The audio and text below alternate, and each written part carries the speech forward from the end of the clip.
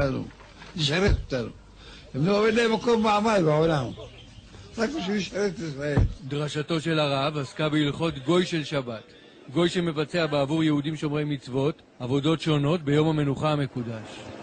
בלעדי הגויים של שבת קשה להבין איך היו היהודים שומרים על השבת השלווה, ומסתדרים בעולם מודרני. או אפילו סתם כשצריך לחלוב את הפרה ביום השביעי, שלא לדבר על רפת שלמה. גויים היו באים, בפרט במשקים, בקיבוצים. יש הרבה קיבוצים דתיים, כן? לא באו גויים, לא רוצים לבוא, מה שמם. אם יש גוי, טוב, הנה, זה יהיה חלום. ואין גוי, מה לעשות?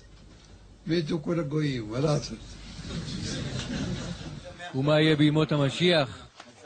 לפחות על פי משנתו של הרב עובדיה, תשכחו מחזון שלום אוניברסלי.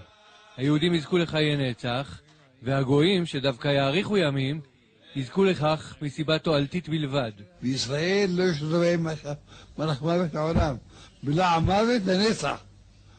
אצל הגויים, כמו כל האדם צריך למות, אבל נותנים להם אריכות ימים.